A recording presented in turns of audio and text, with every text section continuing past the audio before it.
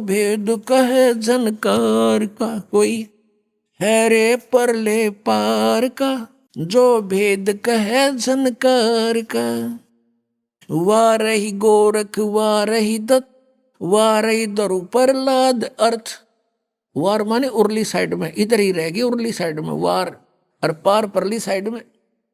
वाह रही गोरख वाह रही दत्त, गोरख तो आप जानते हैं दत्त दत्तात्रेय, और ध्रुव और प्रहलाद कहते हैं ये इधर ही है इस काल के जाल में।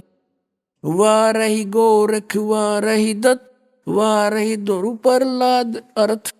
वाह रही सुखदेव वाह रही व्यास, वाह रही पाराशर प्रकाश।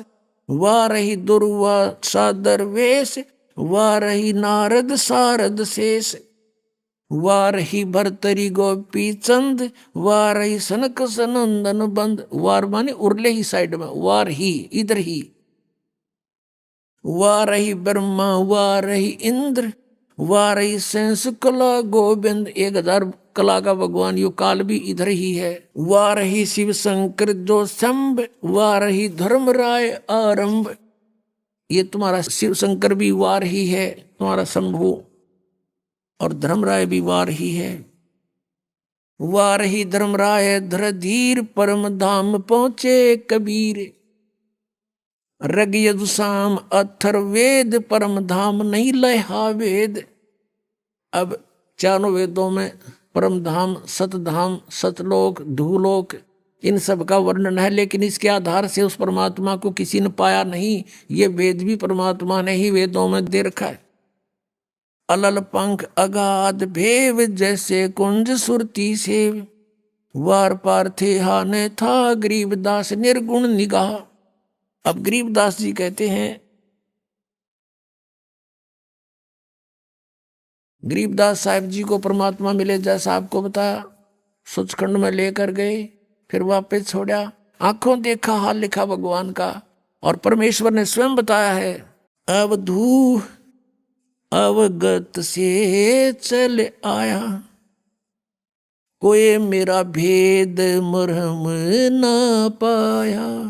ना मेरा जन्म ना गर्भ बसेरा, बालक हो दिखलाया। काशी नगर जल कमल पडेरा, तहां जुलाए न पाया। मात पिता मेरे कुछ नाही, ना मेरे घर दासी।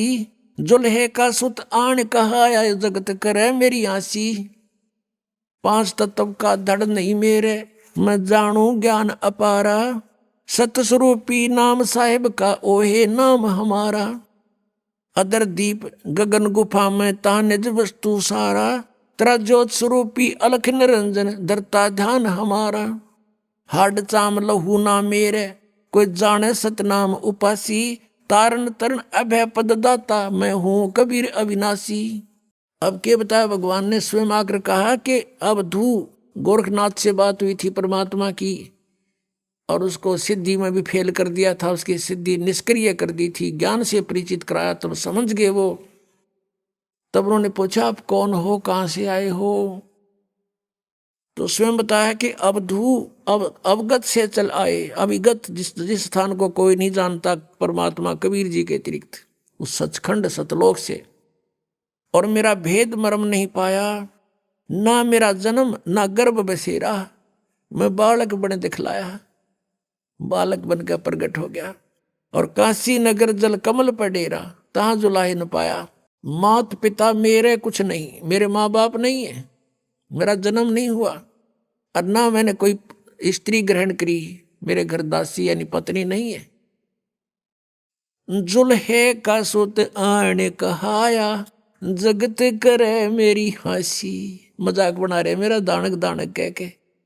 कहते थी कोई पिछली इस पुण्यात्माओं के साथ मेरे कोई वचन हुए थे, जिस कारण से मैं इनके घर बालक रूप में आया हूं। 5 तत्व का धड़ नहीं मेरा। यजुर्वेद अध्याय नंबर 40 के मंत्र नंबर 8 में कहा है कि शुक्रम अकायम सप्रियागात, यानी समर्थ सशरीर परमात्मा है सबसे पहले। और शुक्रम अकायम अवर्णम असनाविरम, अपाप विदम कबीर मनीषी स्वयंभू परिभू। ओए होए। अब यहाँ ये अज्ञानियों ने एक अकायम शब्द से परमात्मा को निराकार सिद्ध करने की चेष्टा की, लेकिन ये सुक्रम अकायम असनाविरम क्यों लिखे? और फिर स्वयंभू कहा, निराकार है तो स्वयंभू की आवश्यकता थी लिखने की। और अकायम था, अकायम शब्द लिख देते, सुक्रम अकायम असनाविरम अवर्णम। उस परमात्मा का शरीर हमारे जैसे नाड़ी आदि जोड़ जुगाड़ से नहीं बना, और पिता के संयोग से शुक्र से नहीं बनाइए।